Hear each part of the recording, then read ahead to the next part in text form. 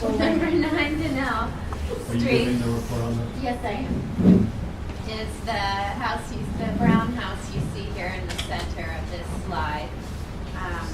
It's located on the west side of the street, directly opposite where R.C. Kelly intersects Danell Street. So the front of the building, as you'll see in a moment, looks up Kelly Street. What neighborhood is this? This is off of Garden Street, or off Concord Avenue and Garden Street of the West Cambridge area, one of the Brickyard subdivisions. So I've got a plan, I'll come back to this. Oh, I thought you said. There we go. So, it's the yellow, the lot highlighted in yellow here, and the slightly darker yellow is the footprint of the house and a garage behind the house that was added later. Yep, house and garage. There you go. The size of the lot is 6,831 square feet approximately, according to the assessor's records. It's located in a Residence B zone, which allows an FAR of 0.5. And back to the picture of the house. It's a 2.5-story workers' cottage on a high brick basement. You don't get a sense of the height of the basement because of the very large snowbanks that are there currently, but also the grade of the street drops down from left to right, so you get a stronger sense of the high brick basement, which is a feature of these North and West Cambridge workers' cottages when you're on the driveway side of the building. The house was built in 1858 in this vernacular workers' cottage type. It's a 3-bay wide house with a center entry door. The entrance is directly opposite R.C. Kelly Street. And though most of these workers' cottages are situated narrow into the street, this one is turned sideways with the broad end toward the street and the front door looking up R.C. Kelly. And to give you a sense of the neighborhood, you see Concord Avenue down at the bottom here, Ringe Avenue, which on this map is called Kidders, up at the top, and the railroad in between the two. And then Sherman Street, which here is Dublin Street, connecting the two areas with the railroad. So all of the areas in the dark black line are different brick quarry, brick yards, brick quarry sites, and the owners' names are listed there. So the house is in the general location of the orange arrow on the bottom right of the screen, and it is related to the Sands and Coffrin clay pits that were located there in what's marked as the Brickyard Pasture, the name that came to be associated with that clay pit area in the 18th century. When the railroad came in, it opened up the area for brick, clay deposits and producing of bricks, as well as ice harvesting on Fresh Pond, and for additional residential development in this suburban part of Cambridge. Several subdivisions were laid out by the owners of these brickyards, and many of these workers' cottages were built by the working class population, which was mostly Irish at that time, and that's reflected in some of the names here, like Dublin Street, which later became Sherman Street. Kidders Lane became Ridge Ave? Yes. The Coffrin and Sands brick making operations started out in East Cambridge and moved out here to Garden Street in 1845. And the site of the clay pit is now the location, was later filled in and developed as Oren and Tierney Streets.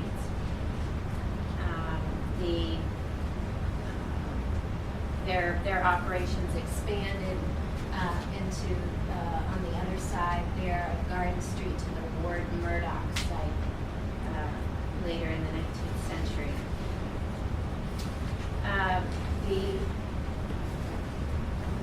You'll see in this 1854 map, prior to the house's construction, which came 4 years later, it has been subdivided here, but there are only a few houses further up on Denell Street, closer to Garden. And the large lot there in the center is the Brickyard pasture lot. And the slide, or the image on the right is from the 1886 atlas, and where Charlie is pointing there, that is number 9. To its left is number 7. And the lot was much larger that number 7 was built on at that time. It was later subdivided and the other houses came later. So the whole lot was over 21,000 square feet in 1894, and it was owned by Mr. McBride. He purchased the property in Mr. McBride.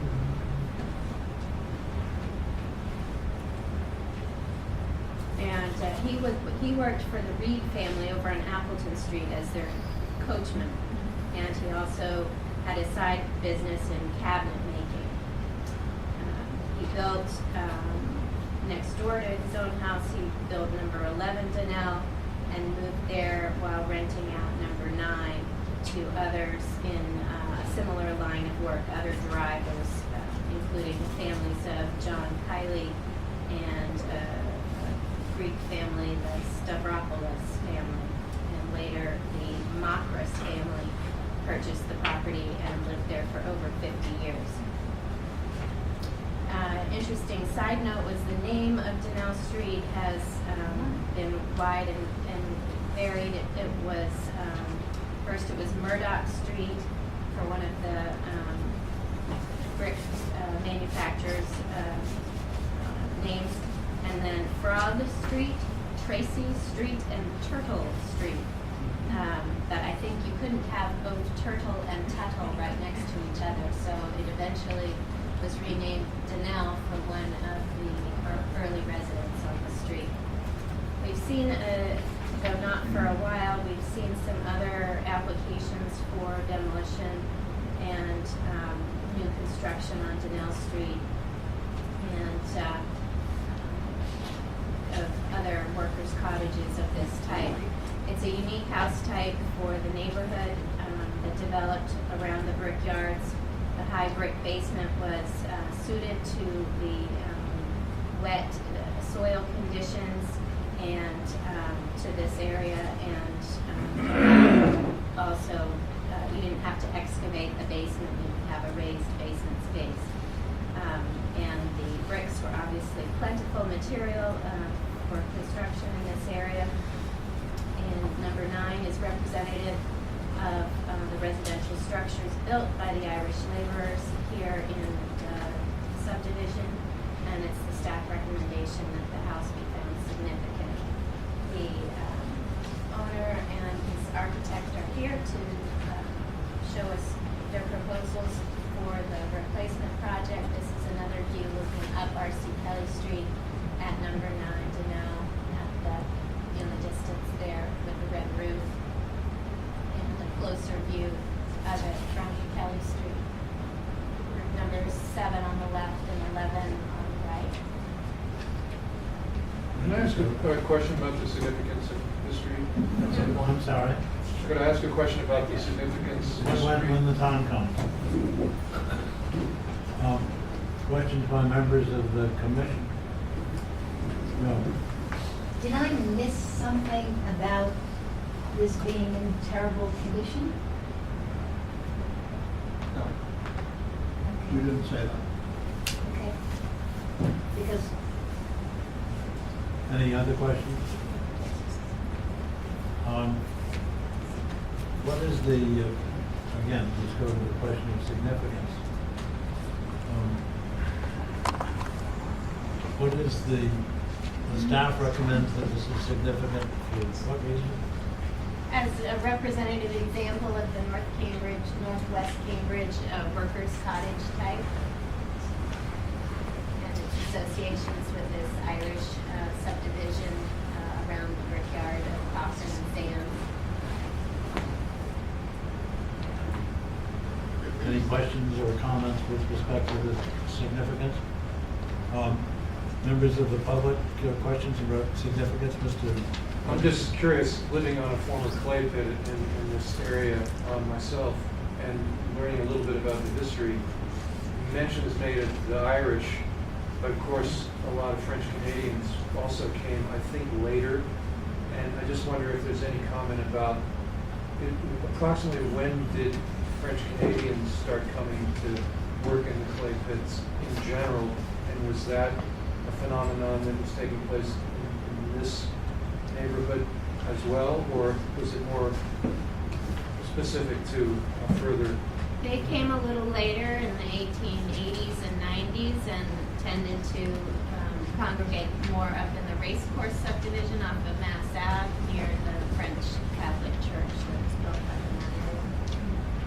Thank you. Ms. Meyer?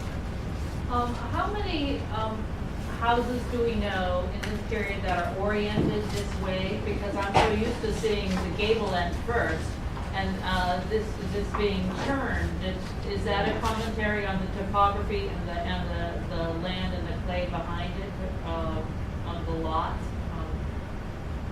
I don't have reason to think so. I think it was a large lot. They weren't restricted by the narrow width of the lot to put it with the narrow end facing the street. And I think it relates to the axis of R.C. Kelly Street, and so it is facing that cross street rather than having a side entry like a lot of them do. And what is the condition of this house? I didn't recognize any major condition problems, but I haven't been inside it. Any other questions, comments concerning the significance? Mr. Justin? One of the shots from Kelly Street up back in looking at the neighborhood as a whole and the rhythm of the rooftops. We talk about the scale and everything. I think this is really a choice little gem of a house, and situated in such that it is right at the end of a road that brings your eye right down to it. It is an intersection, which I think is an important as part of the landscape. Thank you. We may have further comment about that later. Any other questions, comments concerning the significance? Otherwise, I'll declare the public comment period over with respect to the significance of 9 to now. What's the pleasure of the commission? I would move that we find it significant according to the reasons put forward in the staff report. Is there a second? Chandra, second. Any discussion on the motion? All in favor? Thank you. Now we'll go to the proposed replacement. Hello, good evening. My name is Mary Zender, and I am one of the attorneys that is working with the 9 Donnell Street Realty Trust. Robert McHale is the trustee. He wasn't able to be here this evening, so I'm here in his stead, and thank you for your time. In regards to the preferably preserved... Would you one- speak up, please? Oh, You're sure. competing with the loud HVAC. Okay, maybe I'll go over here then. In terms of the preferably preserved, if we actually go to one of these slides that has a graphic of the neighborhood, we will see that there are actually a number of workers' cottages in the Donnell Street area, whether they're on Donnell Street, that were built in similar time frame. Also, there are two toward the top there at the intersection of Donnell Street and Garden Street. So this isn't unique in the sense of being the only one in the neighborhood, but at the same time, the neighborhood is eclectic. There have been, I think it was mentioned, a number of more contemporary renovations and additions put in.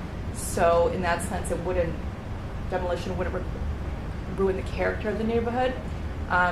Also, one of the questions has been the condition of the house. We actually have had a structural engineer come up to take a look at it. We have considered renovating and rehabbing the property, and one of the significant characteristics, as was explained, was the high brick foundation. However, that high brick foundation actually is in poor condition based on the study by the structural engineer. We just received a copy of that today. I don't have a copy of it, but Peter Quinn here, who is the architect on the property here, can go into further detail about that. But the structural engineer has recommended that the property would have to be, foundation would have to be rebuilt, which would probably mean be demolished anyway to rebuild it. And the water damage that is the reason for that foundation issue is by virtue of having that high brick foundation. So we just don't believe we'd be able to rehab it. The proposed plan is for 2 single-family townhouse-style properties on the land. These single families, in terms of encouraging family neighborhood, it would be sort of family style. It wouldn't be numerous condominiums. It would be 2 freestanding buildings with parking. Parking is still undecided. Parking in the middle, perhaps, or we are still looking at options. It's been very preliminary so far, so our design plans are in the preliminary stages. Just this week, we have begun meeting with the neighbors and to try to get ideas. We have some here tonight, to get ideas to see what their concerns are, to try to put something there that would make, fit with the neighborhood and fit in with the, family-friendly neighborhood and the work cottage style. And I will refer to Peter Quinn. Thank you. Thank you, members of the board, Mr. Chairman, members of the public. My name is Peter Quinn of Peter Quinn Architects. Any resemblance to the guy who was up here about a half hour ago is purely coincidental. But, anyways, this is a project that came to us recently, and we were quite interested in seeing if we could come up with something that would be acceptable to the board, to the commission, as a rebuild of this particular property. I do want to just give you a little tour of the neighborhood. Maybe some of you know it very well. There are a lot of historic buildings or buildings of the same vintage or later, and there are a lot of contemporary buildings as well in this neighborhood. So I'll just take you through a few of them. This is to the left. The building on the right is just about the same period as the one that we have. In the 1996, a 2-unit building was put into the rear of this. It actually goes quite a ways back on the site, almost to the rear property line, and it's a 2.5-story with a raised garage as well.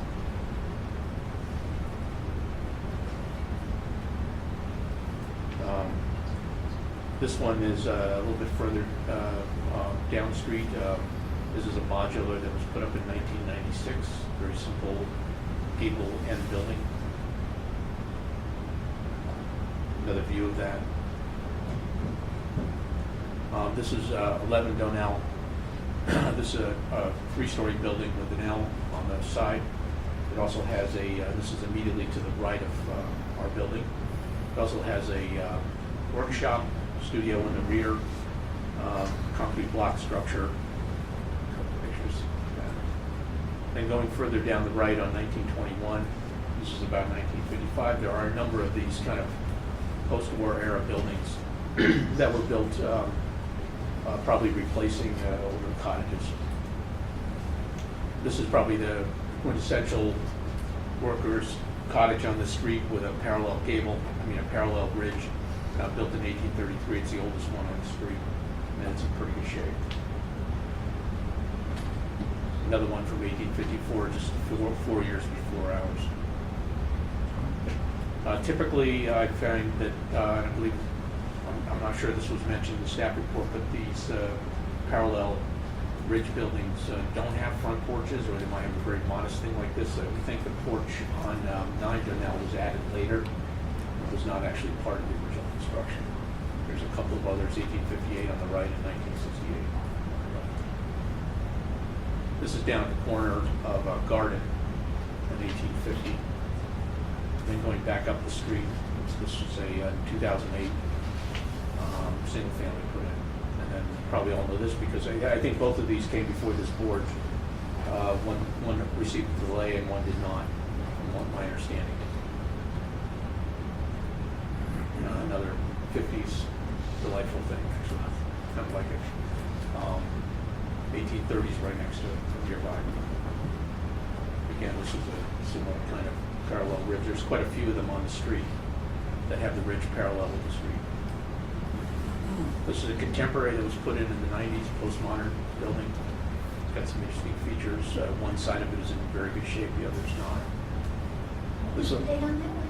1993.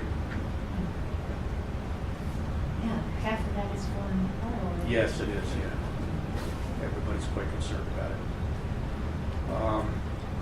I think it'll be fixed soon. And this is a lovely, again, parallel ridge structure, 1855, just a few years before 9 Donnell. Has a contemporary addition on the back as well.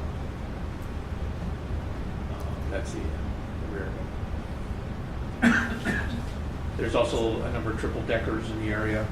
Actually, not too many, but just a few. It was 1927. It was a higher density. It was almost right out on Concord Ave. There's one building beside it. So we're back to our building.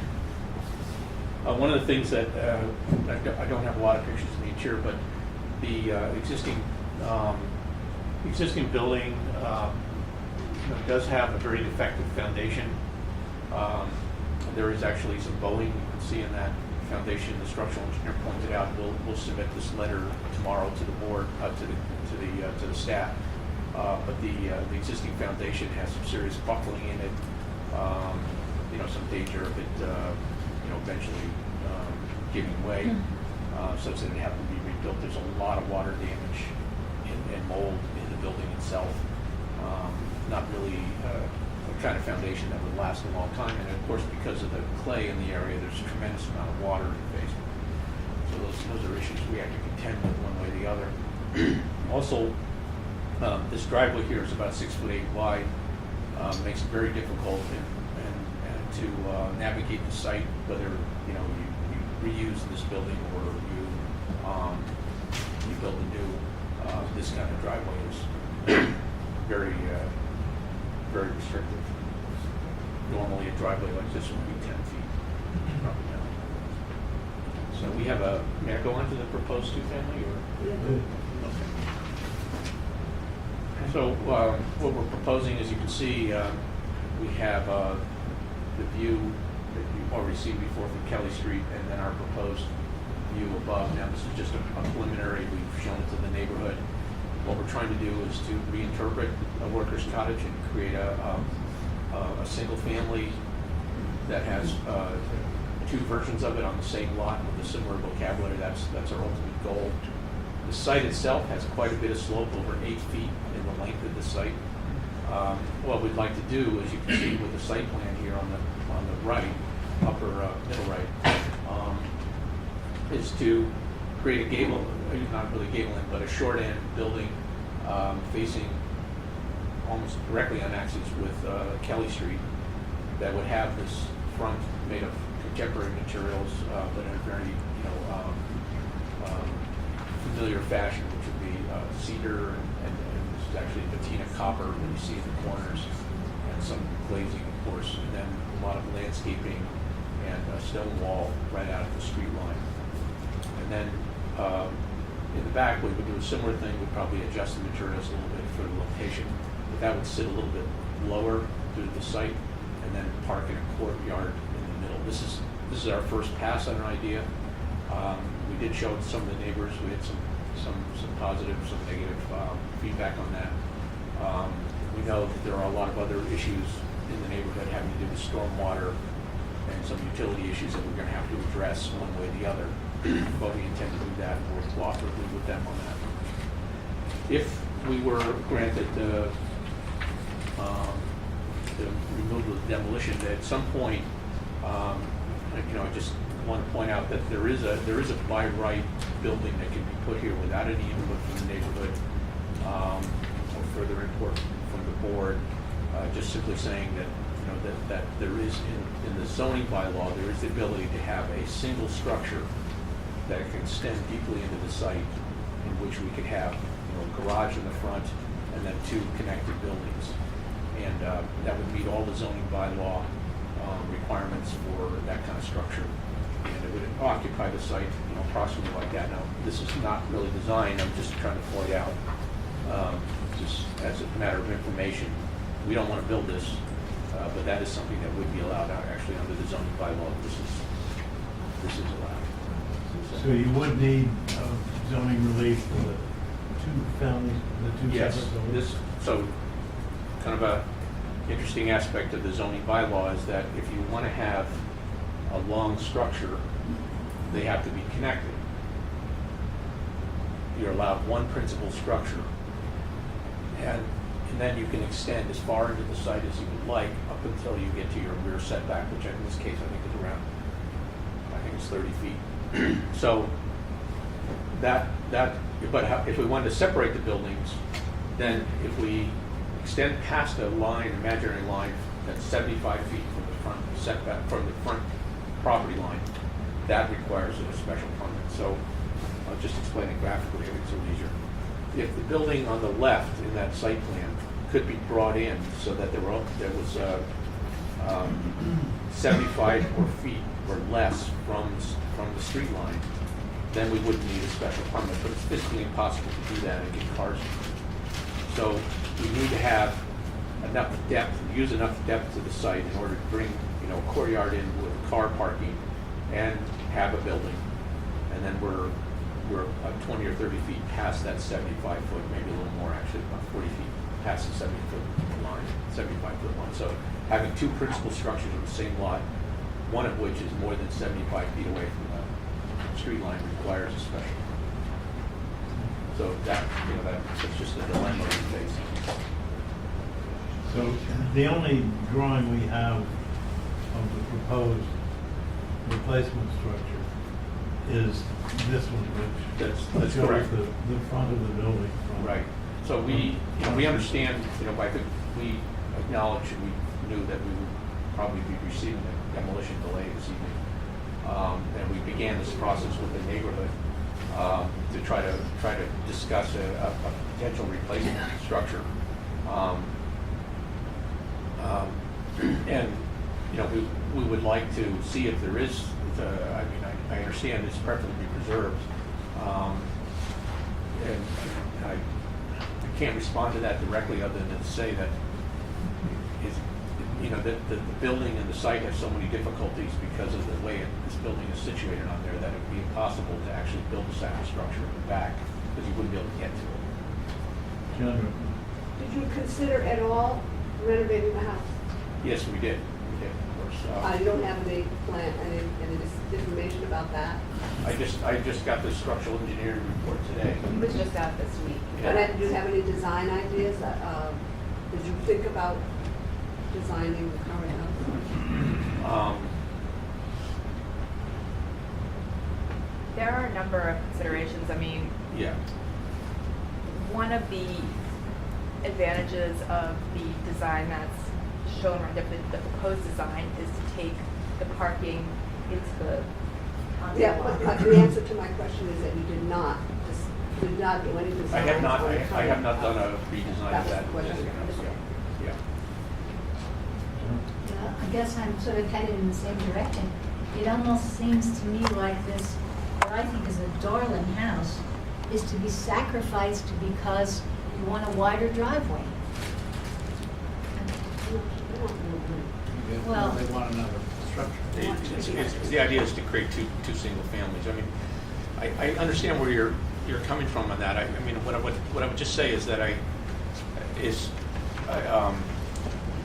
you know, we're actually introducing two single families, which is in keeping with the character of the neighborhood. It's not like we're coming in and trying to put a big multi-family building in. These are small.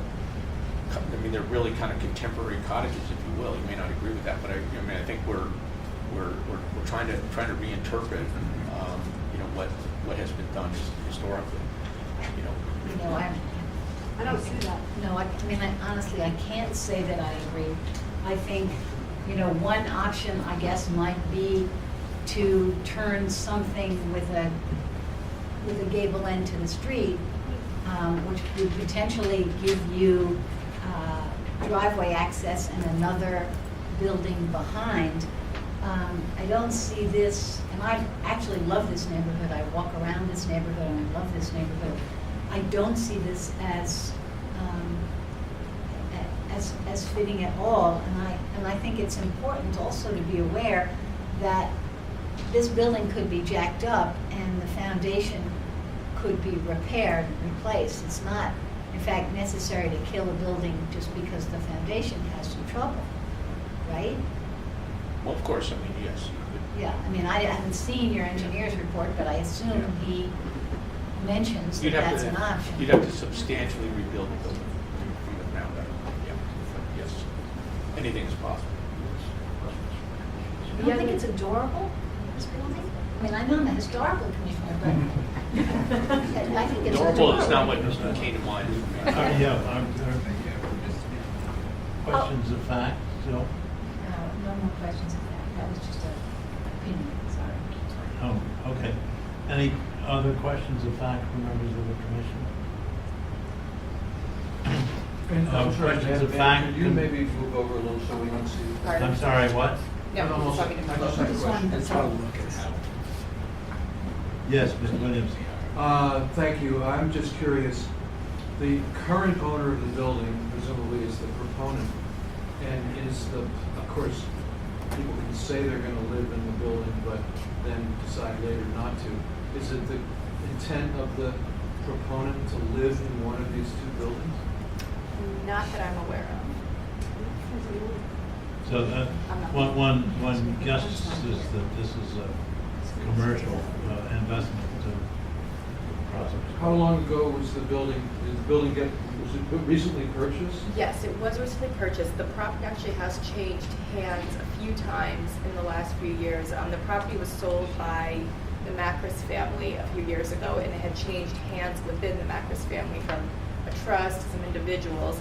And then it was sold to an LLC in 2012, who were actually clients of Peter's, and Peter can attest that they were looking to develop that, but they instead chose to sell. And so my client now owns it, and people have owned it, and no one's kind of before us gone in to preserve it either. So I don't know if the likelihood of that happening in the next 6 months is very high. And just the last question for me is, the alternative that's on the upper image, is that a kind of brick there on the side? It's a cedar shingle in the middle. Oh, okay. I've got a basic question. Yep. Well, thank you. Mr. Quinn, you mentioned 6 months. Is this a real design you're proposing, or is this just a placeholder for this design? Well, I honestly, we've always had very successful design input from this commission. I mean, I think, my record stands in terms of my ability to work with the commission and try to understand what would be the pleasure of it. So we have to start somewhere. This is our starting point. It is a real design. Everybody said they loved it, and actually some people in the neighborhood have said that. They thought it, really had a lot of nice features to it. So, but it's only the front elevation. We haven't drawn the side. We haven't drawn the rear building. So, Well, and yeah, I'm just trying to cut to the quick here. yeah.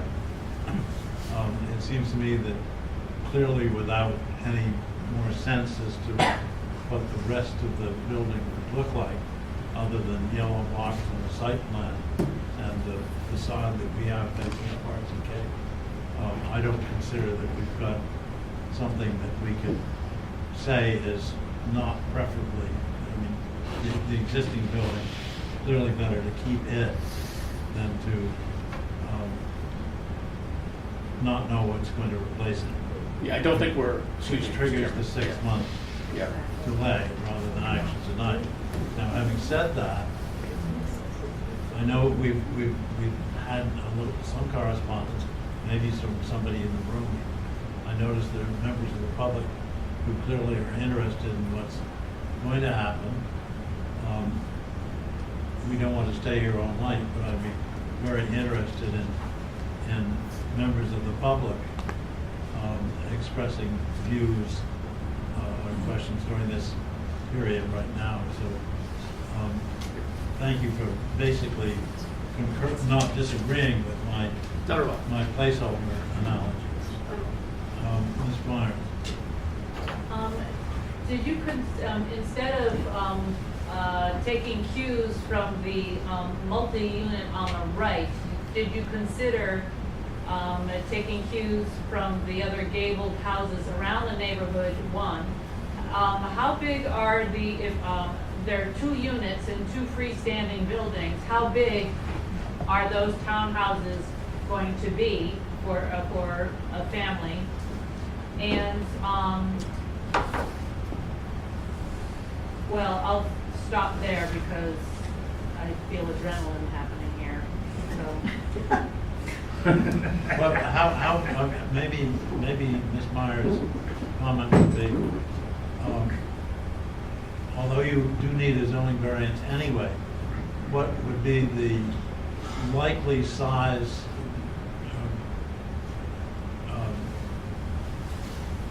These buildings are. area that you think you could put on this lot? That you Well, want to put on? Yeah, these houses are about 1,600 square feet each, so relatively small. That's comparable in size to many of the original body of some of these worker cottages that have been referred to. 2-story raised basement for practical reasons. There was another question came with that. Did we consider? Yeah, I mean, there. Profiles. Yeah, so, what I tried to show, with the slides is that there's a wide variety of different styles of houses, right up to contemporary postmodernism on the street, and I think it's an open question as to what's the appropriate form. Also, just a follow-up, is this considered infill with the second house? I don't know how to answer that question. Is there, I don't know either. Yes, sir.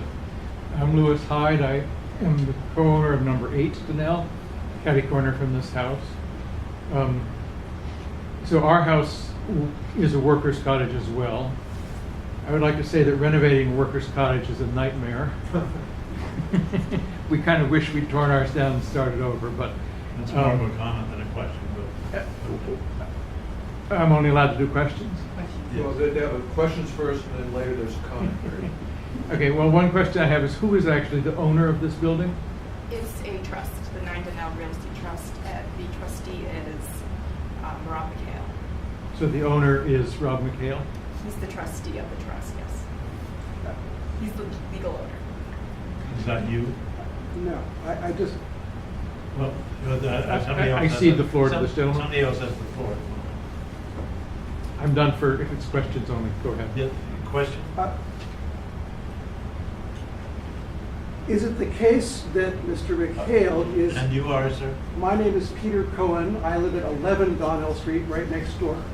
if it has to be a question rather than a comment, my question to averted counsel is it the case that Robert McHale is the beneficiary of the trust? What? Or is he just the trustee, as he has told me?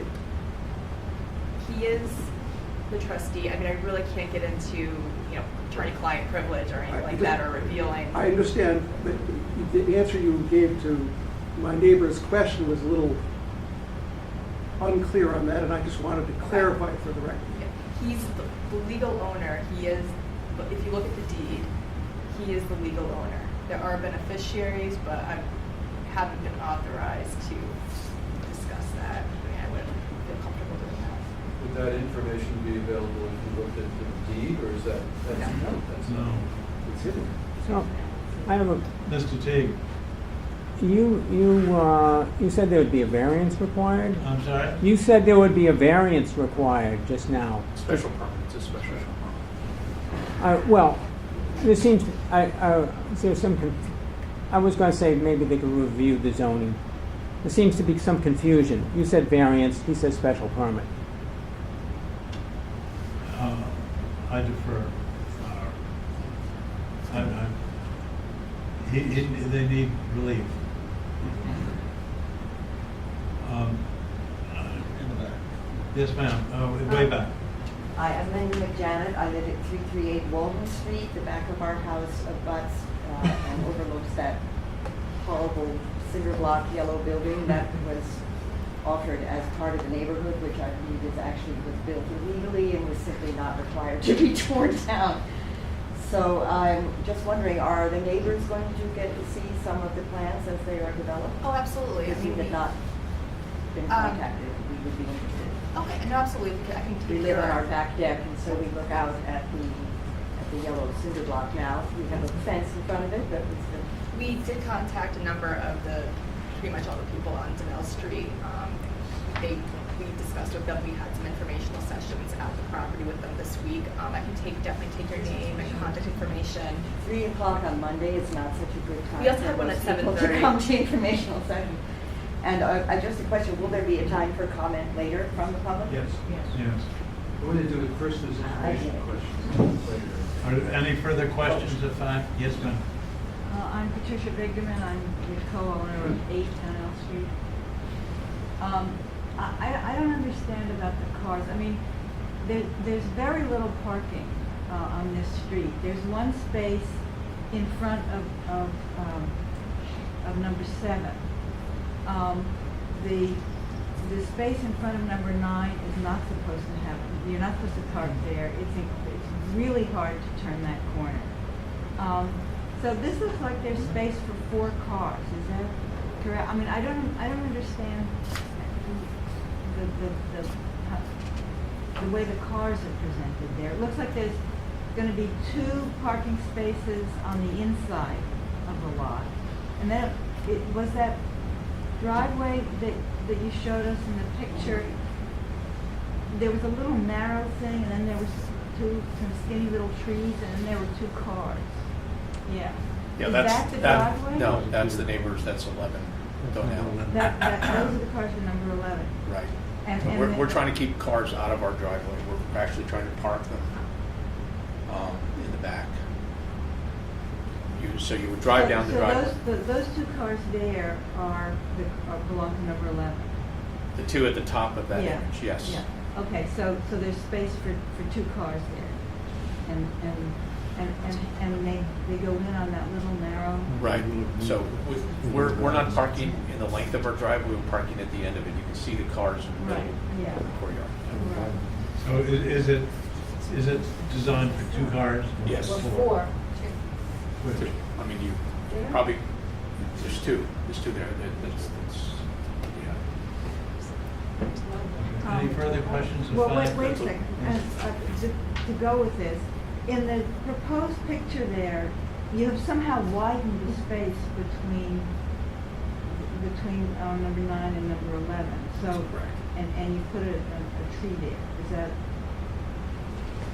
Okay, all right, so you've moved the house a little closer to number 7? The house is turned so that instead of being long, There's bigger I see. setbacks on all sides. I has bigger setbacks. Sorry, I get it. Thank you. Sure. Any further questions of that? Okay, now time for comments from the public. Ms. Meyer. May we have And a? the 3-minute rule. Really? To the head of Kelly Street looking. The image is right there. No, there is another one that showed more, houses, more streets. I think that might have been in my presentation. I think it was in your presentation. Oh, okay, no, you're very specific, meaning isolated as opposed to contextual. Sarah had a contextual picture back from this road. I don't know why you say that, because I've shown far more pictures of the neighborhood. Individual houses, Yeah, but exactly. It's in context. different corners of the neighborhood. When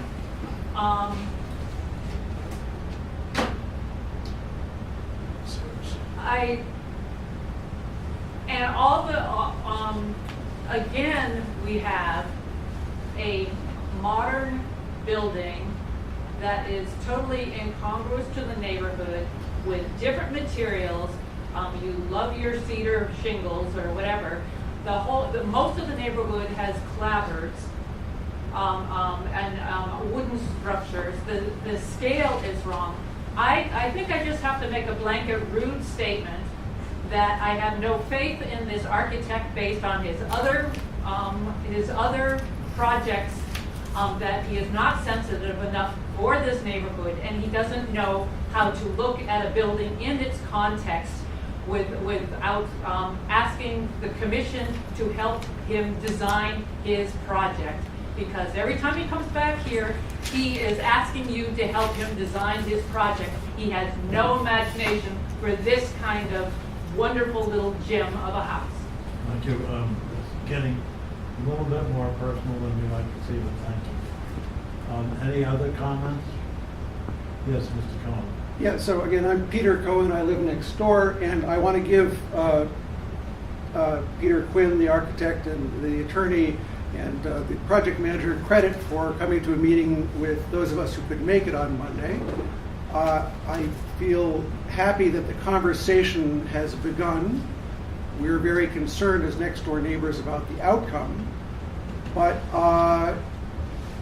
just a couple of things that were said in the presentation in favor that I wanted to challenge. The claim is there are two claims that are being made to you. I think one is that because there are so many similar buildings like this, one less isn't that important. I can't really speak to whether that makes sense. At some point, there's an endangered species kind of idea, I suppose. But relative to this particular spot, I knew the Makris family somewhat and was in the house many times and talked to them over the years about what their plans were. Until about 2 or 3 years ago, Will Makris was planning to renovate it himself and live there and be happily ever after. So we were quite surprised when it was sold to a developer for speculative purposes, and surprised further when it was sold for yet a higher price. And the fact is that what's driving the need to demolish the existing building is money, because if you can't build a second unit in back, and the economics of the project just won't work if you can't get a second unit in back. That's the underlying reality, and I can live with that. I can try and work with their team, but I just think it needs to be acknowledged. You'll see that in the letter that I submitted, basically a pretty friendly tone, cautious. We have some concerns. At the neighborhood meeting that we attended, we talked about many of them has to do with the slope of the land, and many of us have significant drainage problems, and we're concerned about how they could be aggravated by this whole thing. And there are shadow questions, and I think that Peter has tried to engage us seriously in the conversation. But where the conversation goes, I can't say yet.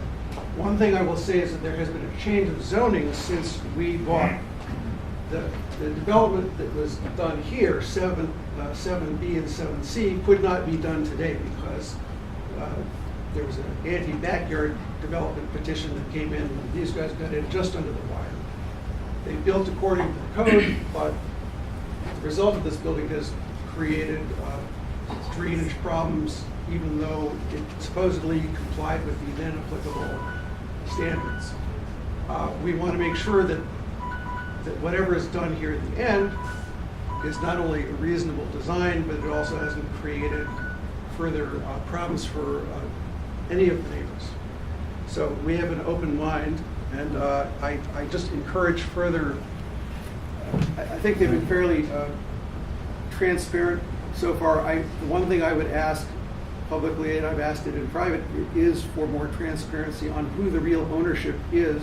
I think it's reasonable to ask, for the board to ask that, because we want to feel confident that whoever you're talking today is the same people at the end of the project, and that we are not dealing with different people. That's an issue we unfortunately don't have a whole lot often, but it is come up. Yes, sir. Again, I'm Louis Hyde from number 8. In a way, I have a question. Can you explain in what way we get to revisit this question in the coming months?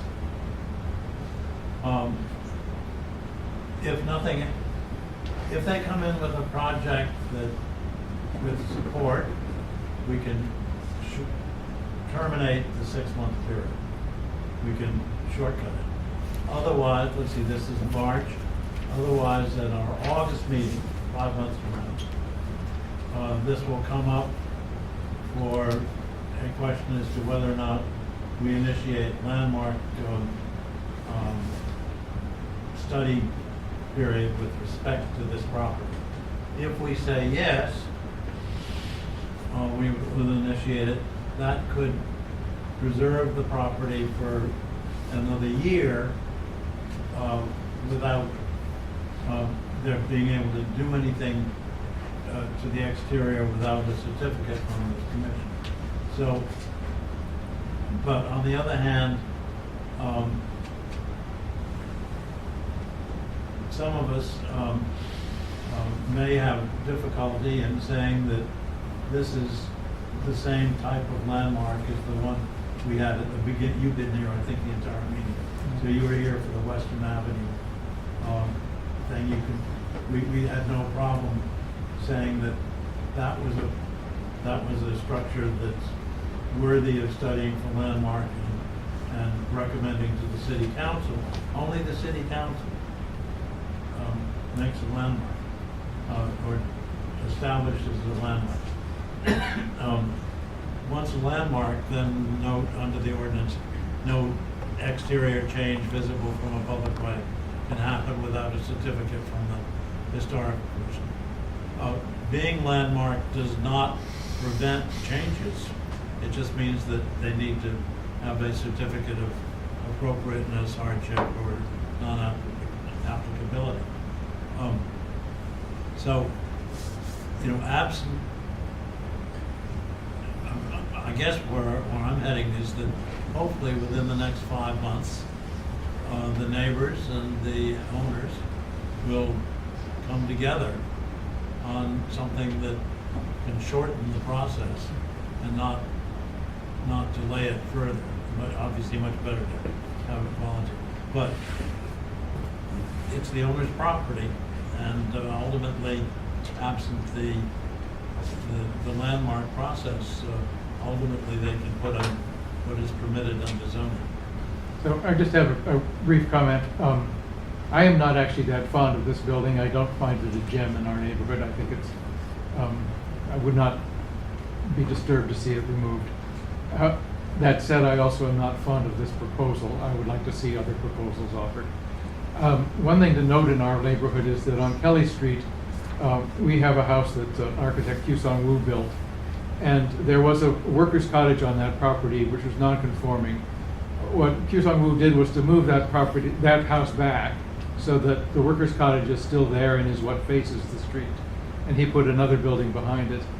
So something similar might be considered here. Maybe this building could be lifted and turned to the side, and so that what faces the street does read with the historic streetscape and allows them to still have some property in the back.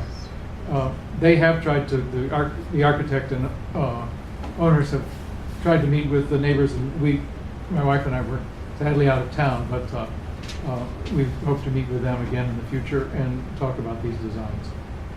Thank you. Mr. Williamson? Yes, I just have an experience that I'd like to share because I think it's relevant. When I used to live at 17 Perry Street in Cambridgeport in a building that will probably go down in history as the one where Obama's infamous uncle lived downstairs from me.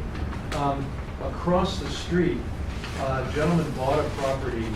He's now a significant developer in Cambridge. He may have, that was I think the beginning of his move into this territory. He bought a property that had a big grass yard next, as part of it, next to the house. And the price, because of the inflated real estate prices, enormously inflated real estate prices in Cambridge, and the fact that the zoning was consistent with putting in a townhouse, when he bought that, the price reflected an as-of-right development that implied putting townhouses where this beautiful yard was. So he bought it and proceeded to do that, pissing off all the people who lived in the neighborhood because everybody enjoyed this open space. In doing that, he also removed a roof over a porch at the front of the building in order to get additional FAR, so that instead of, the porch was still there, but the roof was removed. Hence getting the additional FAR he needed to tweak the townhouse piece to the lot, telling the neighbors that he was going to live there. After he completed the project, he moved and now lives elsewhere. So I think there are elements in that story that are instructive for anybody who's concerned about what might happen. Thank you. Any other comments? Yes. Yes, my name is Michael O'Shea. I live with Linda McJanet at 338 Walden Street. We sort of are catty corner rear abutters. Full disclosure, I am a renovator developer. I renovated 74 Rice Street, which was built in 1868, and number 2 Amory Street, built in 1870, and number 126 Garden Street on the corner of Oren, which is kind of around the corner from here, which was built in 1920, but did suffer the same kind of structural damage that has been represented here. I think that this house should be renovated and perhaps a townhouse or something attached to the rear of it. We are not happy with the, as Mr. Cohen said, the building that was built at number 7, I guess it is, in the backyard, which is a big, cubic monstrosity kind of thing. And we're not happy with the idea that the lot will be filled up. During the summertime, the trees, shield our view of it substantially, but in the wintertime, it's an issue. So I think that the idea of renovation should be pursued, and as I say, perhaps I understand the second unit idea, and it's a big lot, 6,800 square feet. I think perhaps the second unit could be attached to the existing house, and that idea should be pursued. Thank you. Anybody else? If not, I'll declare the public comment period over. Comments, or what's the pleasure of the commission? Or advice of the commission? I will just say that we have had Donnell Street cases before the commission for several years. I find it a charming street in its variety and the eclectic nature of its architecture and of its size. In driving it today, perhaps it was because I had to go so slow because of the snow down the side. I really noticed how many flat roofed houses there are mixed in with the gable houses, and how of the Concord Avenue RCK and all itself.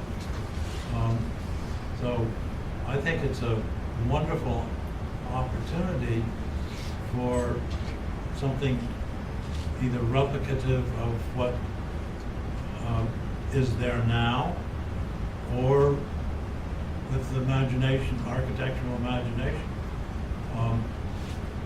We do have a significant house, and I hate to lose significant structures. But the owner ultimately can, after 6 months, can do what he or it wants to do within zoning. The other thing is that, well, Not if it gets land. well, if it gets landmarked. Landmarks. My personal view is that this house does not have the same landmark attractive obviousness that the Western Avenue house had that we saw today, or at our first case. And, you know, whenever we would make a recommendation for landmarking to the city council, we have to be prepared to back it up and not have the city council shoot us down, because we want, so the landmarking is 5 months away. Bruce says it's not obvious that the owner can do what he wants. But I would recommend that I hope that you will advise your clients to work with the neighbors and find out what they're interested in. And I understand that parking is an issue. You sacrifice green space, but you get cars off the street. So that's a trade-off that we who live in the city face frequently. Anyway, that's my comments. I don't know if anybody else has any. Joe? I'd just like to say this house has been there a long time, and thus far, we actually don't know much about the history of the people that live there. So I would be cautious about saying that we could be sure it doesn't meet the standards for landmarking. It might be worth studying, so I wouldn't write it off so easily.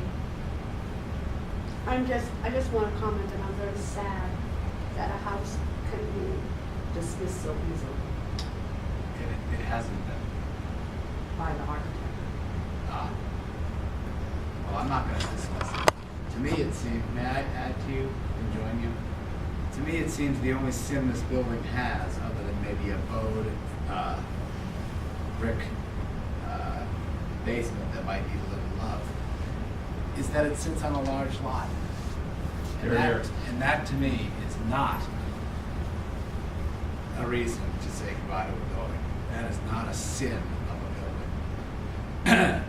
And it may have commercial value because of that lot, but it just so happens that this thing was built across the front of it. And that's the way it sits right now. And I thought there was an interesting comment by somebody about, when does a building, we've had this conversation before about workers' cottages, individually humble, lightly framed, maybe they weren't built for the ages, as a group, a serious piece of Cambridge history. And you lose them once, you lose them twice, you lose them, there's gonna be a point where, and it might be right here for all I know, where the individual becomes indicative or representative of the species. And something we care about, Lonesome George, if you've heard about that tortoise. So anyway, I think we obviously need to let these folks go because it's not ready yet. I would, I guess a continuation is a good one. No, you would move to denial. find the house. The house is significant and preferably preserved, in my opinion, and I urge the proponents and the neighbors to continue to work, but keep in mind, at least this one commissioner's point of view, which is about the building has committed no sins other than being on a large lot. So your motion is to find this this house preferably Preferably preserved. preserved in the context of the proposed replacement.